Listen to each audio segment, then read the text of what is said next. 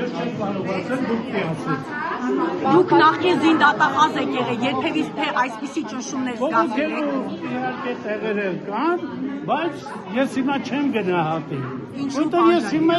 համակարգից արդեն 3 տարի տեղեկություն չունեմ։ Չեք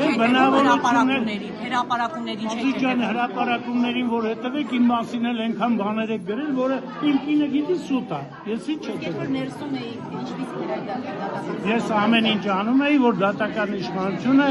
անկախ, անկաշկանդ աշխատեր։ Եվ արել եմ ինչ։ Պարոն Ջանգիրյան, բայց ձեր ձայնագրությունը գնահատեք, ստացվում էր, չէ։ Պարոն Ջանգիրյան, բայց աղմկարուց ձայնագրություն հրապարակվեց Վարդազարյանին ինչպես էիք ճնշումների ենթարկում, որ թողի գնա։ Ճնշվեց ինքը։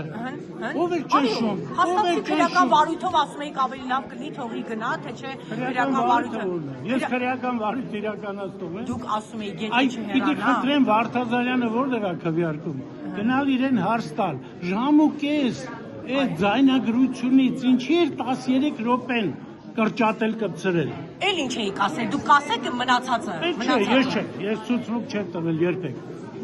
Թող ինքը ասի, ինքը սիրում է։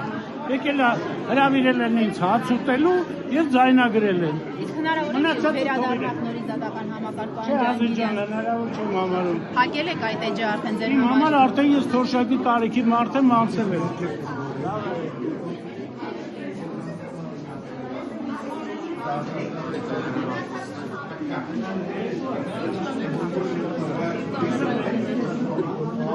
Извините.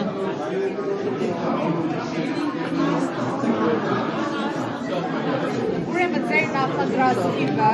առանց ծալելու դուք դրում եք այստեղ, առանց նշումներ կատարելու։ Մյուսները աղբամանն եք տեսնում։ Մենք չկա,